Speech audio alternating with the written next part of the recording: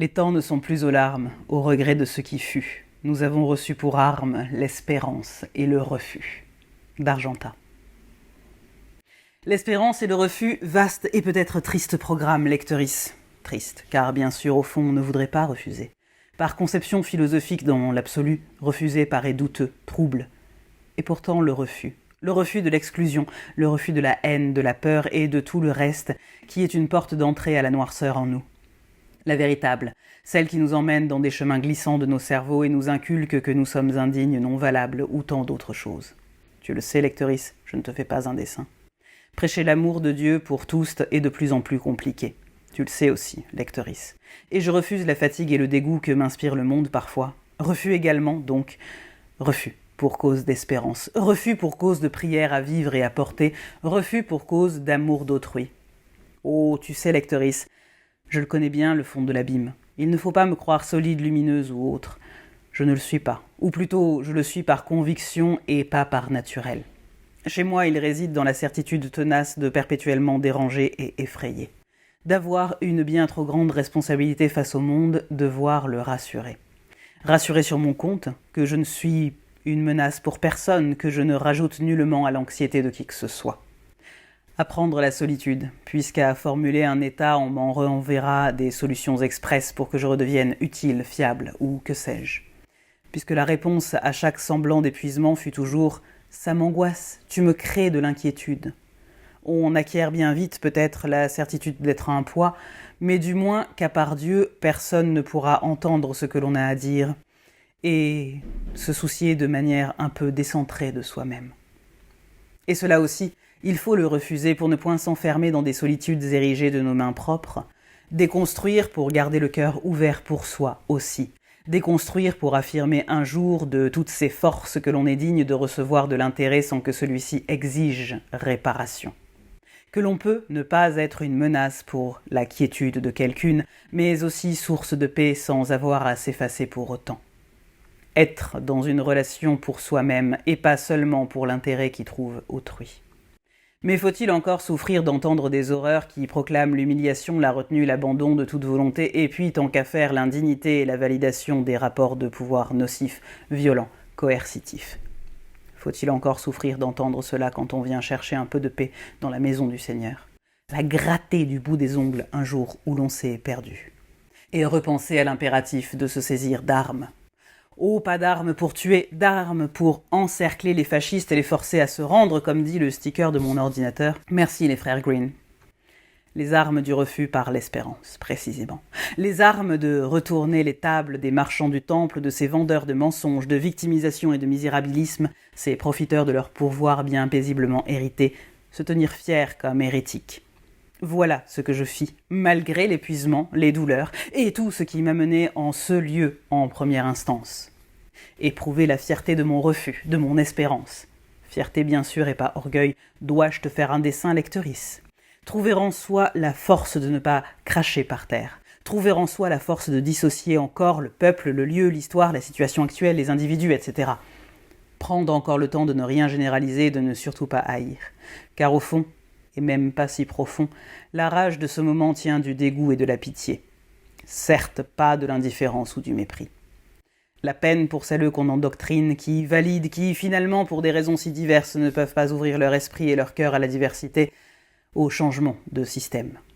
Ma colère a toujours été générée par les mouvements qui visent à intimider et écraser, à manipuler aussi, pour qu'en face, l'on s'écrase sans avoir à se salir les mains. Bien entendu, lectrice, il faut désormais vivre avec un problème moral, conjuguer l'espérance et le refus afin de trouver la très fine ligne de démarcation entre se tenir droit et se sentir supérieur. Mais déjà, le chapitre précédent aura fourni quelques bases. La question demeure, mais quand le désespoir surgit? Comment alors? Et devant la folie du monde, que pourrions-nous faire d'autre que nous poser cette question? Comment maintenir l'espérance? Car le refus, nous savons si bien refuser finalement. Maintenir l'espérance face à l'absurdité, face à la violence, face à la rage qui monte en nous et face au nihilisme et à la terreur qui nous cernent, aussi bien en dedans qu'en dehors. Comme je te l'ai dit, je sais bien de quoi je parle, je m'adresse à toi non en experte mais en compagnon de lutte. D'une part, prier, j'y crois fermement, tu t'en doutes, prier pour garder les yeux ouverts à l'émerveillement, garder l'intelligence dans le discernement du juste, garder ses actes dans la perspective de la justice et son cœur dans la chaleur de la paix de Dieu. Vaste programme, je sais. Et le reste est un effort conscient pour croire que tout est encore possible et œuvrer comme si cela était en notre pouvoir. L'espérance est un muscle. Je ne reviendrai pas sur cette conviction. Comme tout muscle, c'est un peu plus simple de l'entraîner en commun, par l'échange, par le dialogue, car en partageant les émerveillements comme les tristesses, sans jugement, sans chercher à y répondre, en écoutant simplement, en accueillant. Écouter pour écouter, oui. Pas écouter pour répondre et prescrire rapidement un remède. Pas écouter comme des siècles de soutanes nous ont écoutés en jugeant et se délectant du pouvoir sur nos consciences que la confession leur procurait. Pas écouter comme un aïeul distrait qui a par défaut décidé de condamner notre stupidité, notre inanité, que sais-je. Écouter en se rendant perméable à l'esprit et être surpris par ce qui est dit, par ce que cela provoque en nous, par le message qui pointe en nous comme une aurore. Écouter comme on contemple ce qui est en se dépouillant de ses présupposés et de ses propres émotions s'il est possible, pour ne pas les chercher chez autrui, au lieu d'entendre les siennes. Mais peut-être qu'il faut revenir plus haut dans l'histoire de notre réflexion commune, lectrice, revenir à l'éducation pour être capable de discerner ces milliers de dynamiques d'influence et d'oppression. Bien sûr, le patriarcat, on ne parle presque que de ça, on n'a pas tort, mais on s'aveugle parfois à qualifier de patriarcat ou à tout relier à la misogynie.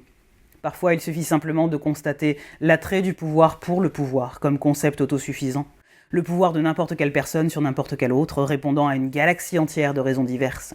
Se borner à ne rechercher que les traces du patriarcat, c'est comme vouloir soigner toutes les épidémies en vaccinant contre le choléra. Il est d'autres infections. Le racisme, les phobies diverses, l'amour de l'ordre établi quand on y trouve ses petits, même si ce n'est pas très haut dans les hiérarchies. On néglige beaucoup trop la passion de la stabilité, ou peut-être est-ce la terreur du véritable changement que l'on néglige, ou encore la volonté viscérale de ne penser qu'en termes de gagnant et perdant. Peut-on sortir une fois pour toutes des besoins serviles de soumission, de soumettre, de certitude inamovible ? Humanité esclave de ces trois passions à chaque instant de ta vie, réponds-moi. Peut-on en sortir ? Pour entrer enfin pleinement dans une ère du royaume, où premier et dernier sont confondus, où tout cela n'a plus la moindre importance car il n'y a plus que Dieu par essence infinie, ineffable, incommensurable, et le reste capable de s'incliner à la fois devant le mystère, devant la lumière, devant l'amour et devant notre propre dignité partagée. Et alors ? Prenant à bras le corps notre responsabilité partagée face à l'humanité tout entière, s'engager à exercer notre métier d'homme, H majuscule, et pour commencer, comme inscrit au frontispice de ce chapitre, admettre qu'il n'est plus temps de pleurer ce qui s'enfuit. Constater pleinement la réalité du moment, regarder dans le blanc des yeux les limites et les possibles, pour se saisir, à s'y perdre s'il le faut, des actions qui peuvent être posées. Manifester par l'acte, le verbe, la réforme de la pensée, édifier l'exemple en soi-même et entrer dans l'action. Refuser d'être extrait du narratif et de notre agentivité, que ce soit par nos démons intérieurs, peur, doute, question de légitimité ou autre, ou par les démons extérieurs. Ne pas simplement appeler le grand chambardement, ne pas simplement prier pour qu'un jour, quelque part aux confins de l'éternité et de la vie perpétuelle, nous puissions avoir un cœur de chair. Prier et œuvrer en même temps. Ora et labora. Oui, je suis une bénédictine au fond. Pour briser les carcans, les injustices. Trouver sa place dans le monde, non par individualisme, mais par prise de conscience radicale que si nous ne sommes rien sans autrui, si nous sommes des animaux sociaux, si nous sommes un seul et même corps de Christ. Alors l'inverse est aussi vrai et nous engage, nous oblige au sens éthique de la formule à nous saisir de nos actes. Autrui a aussi besoin de nos actes, de notre voix, de notre écoute et tout le reste. Bien sûr que cela est vertigineux, bien sûr que cela est énorme, lectrice. Mais quelle serait l'alternative ? S'asseoir et pleurer sans fond ? Hurler dans le désert des individualités aveugles les unes des autres ? Se saisir des armes de la destruction pour établir le règne de soi-même ou d'une collectivité rêvée ? Dis-moi, j'écoute. Oui, les autres choix existent, mais je ne les considère pas. Ils répondent à la dynamique du refus, non de l'espérance. Car l'espérance, elle aussi, engage l'action. La plus ancienne définition d'espérance que nous ayons, première moitié du XIIe siècle, nous dit « disposition de l'âme qui nous fait considérer ce que nous désirons comme devant se réaliser. » Devant se réaliser. Il n'est question ni de magie ni de divination. Si quelque chose doit se réaliser, c'est bien par l'acte. Quel que soit le motif, le ressort qui actionne les fouets de nos nerfs pour reprendre possession de notre agentivité, il est légitime. Tant que, oui lectrice, ne me fais pas dire ce que je n'ai pas dit, nous conservons le discernement de ne nuire à personne, etc., etc., etc. Si tu as besoin, comme moi souvent, de la rage de celui à qui on a interdit quelque chose, que l'on a dégradé et humilié, et qui, loin de vouloir à son tour dégrader et humilier, veut simplement se saisir de ce qu'on lui a promis hors d'atteinte, puisque tu t'en sais digne et méritant, puisque tu le partageras encore. Au fond, comme Prométhée le fit avec le feu, alors lectrice, alors ta rage est légitime et ne va pas écouter les voix qui te disent à loisir qu'elle est sale, salissante, méprisable.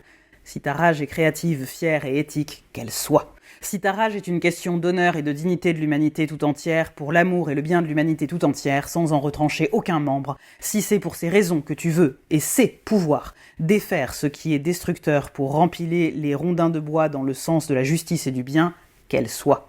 Si ta rage est le signe de tes espérances et ta volonté d'action pour le meilleur, et non pour conserver un ordre établi ou une place qui t'est favorable, si ta rage naît du chaos de ne pas savoir exactement si ce que tu fais changera le monde, mais qu'elle veut tout de même essayer, qu'elle soit.